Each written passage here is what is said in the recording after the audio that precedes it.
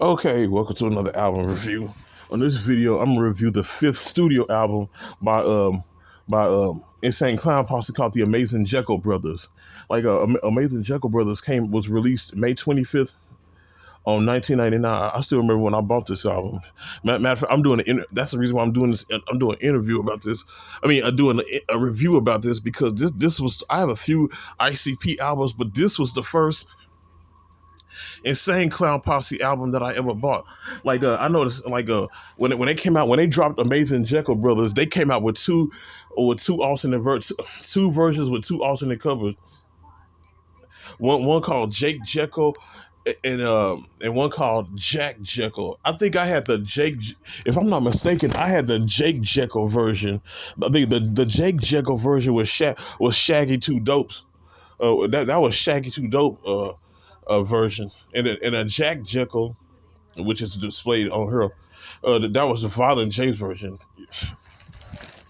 They of course they both it was just alternate covers, same CD. But anyways, what I liked about this album is because they continued this series of Dark Carnival of this Joker's card and this is basically they basically went on this series about the dark carnival mythology, and this is like the fifth Joker's card. um the Amazing Jekyll Brothers, because before them it was the Great Malenko. I got that album too. I might do a review on that. But this is the fifth Joker card. This is the fifth Joker card, and those fireballs that the character is juggling is supposed to be the sins of man. It's a it, and it's basically talking about the nine circles of hell and the morality of man, and he is torn between righteousness and evil. And what I like about this song, this album had more of a hip hop based sound, but even though a lot of the songs had that metal, had that metal vibe. I know it's like when they could be rapping, and then they the chorus would be filled with guitar licks and riffs like songs like Wicked Clown, which I'll get back to in a minute. Wicked Clowns and all that. But of course it had it had 17 tracks on there. In between those 17 tracks, they will have these little mini skits. Yeah, little mini skits before they went on to with the song "The Shaggy Show." I'll get to that in a minute. But then it had song, it had the Jake Jekyll intro, boom shaka boom, ladies and gentlemen, meet your guardian. They would start off with that, and then they would start with the song called "Bring It On." That welcome everyone. I like how they still tacked on to that carnival vibe. Welcome everyone to the big show, Jake and Jack in the dark carnival. Remove your hat so I cut off your hair. Show respect, you a mustard dare. Don't like bigots and Richie boy fucks. Ain't shit changed, bitch. Check nuts. Eat try Southwest murderers. I know I still know a lot of the lyrics because this is one of the albums around this time when I bought ICP. I played this album endlessly. I had like 20 CDs in my little CD booklet that I would play constantly. I played this. I remember I play Amazing Jekyll Brothers when I was all the time, especially when I was in science class. Even though I passed FYI, but I would play this constantly. Boom, bring it okay, but I digress. Okay, songs like "Bring It On," I love how they twisted the hip hop rock with their and with their little goofy, sometimes dark and gory offbeat lyrics. And with songs like "Bring It On," and song like "Jekyll Drop Ball, Shangri-La Dies," "Jekyll Drop Ball, Shangri-La Dies," "Jekyll Drop Ball," and then Shaggy "Shaq's too dope, serial killer, axe murder boy with cap pillar. I can wear a flip jacket, it would look fresh, and appear like David Koresh. Was people think I got bombs?" Okay, yeah, I'm getting carried away, but I love how that song. And then it had this little skit in between.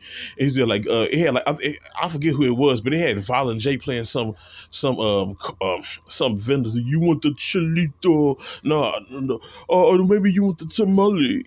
No, I want a motherfucking chilito." And then after that, it had a song called "I Want My Shit," which Violent J. It was just him on there rapping. He rapping about being some immortal clown that went throughout history. Talking about, I wrestled alligators, battled terminators. Nothing ever killed me. Nothing could harm me. I fought in the Civil War, Yankees army. And then the chorus had that little cool ass guitar riff. I want a rusty axe. And I want to know voodoo. Like, and then like after that, he had the song "Bitches" featuring Jack, Old Dirty Bastard, and the Jerky Boys. I wasn't really a fan of. I'm a ODB fan, but I didn't care too much for the "Bitches" song. They was rapping about basically females and stuff. And then after that, song called "Terrible." Talking about you don't know, like another song where they rapping with the rock chorus. I noticed that happened a lot all throughout this album. They would rap, but then when it came to the chorus, they just be rocking it up. And like with songs like on the song "Terrible," he's like everybody was crying when Cobain, when Easy E died. It really wasn't no thing. Rapper dies of AIDS and you hardly mention. Rocker blows their heads off and becomes a legend. And like that's the song. Da-da-da-da-da. What you know about Terrible? And then after that, he had a song called "I Stab People," where like a Violent J rapping about people. I said, "I stab people in the butt." Yeah, I didn't really care too much for that song either. But like the track number 8, "Another Love Song," that's the reason why I bought ICP, because I remember like during that time when MTV still showed music videos. That was one of that video for the song "Another Love Song," that which also had those two dudes from Twisted on there. And like it was set in a little desert setting, and like it had that little boom, boom, that catchy ass bass stump that boom, and then he had one song talk about like, and like the core. I like to be honest with you, when it comes to "Another Love Song," I like the album, the radio version did the album version to "I'd rather cut that neck in half. I'd rather choke out your bitch ass. I'd rather chop and never stop, cause you fucked my homie." Like Violent She said, "I could take all the face paint off and get a real job working for your dad. I would rather take a 10 pound act." Like in the album, he says, "Stick it in my painted forehead." But in the radio version, he says, "Stick it in your daddy's forehead." The radio version sounds better. That's just my opinion. And then like it has after that, it's a song called "Everybody Rise."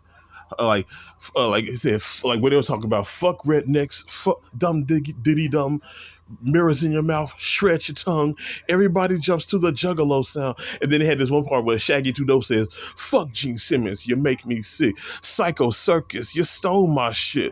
Like around that time, the rock band Kiss came out with an album called Psycho Circus.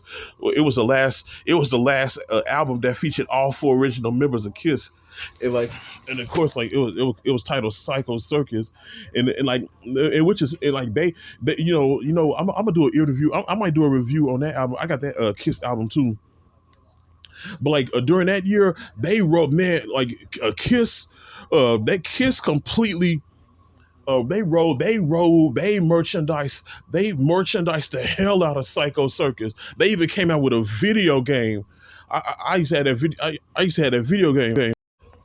I can see what Shaggy 2 Dope Man, 'cause like Psycho Circus does sound like something that the Insane Clown Posse would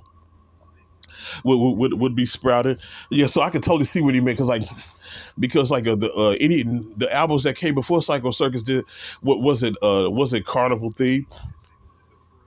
When I heard the name Psycho Circus, I'm like, they got ICP written all over it. I saw what he meant with that.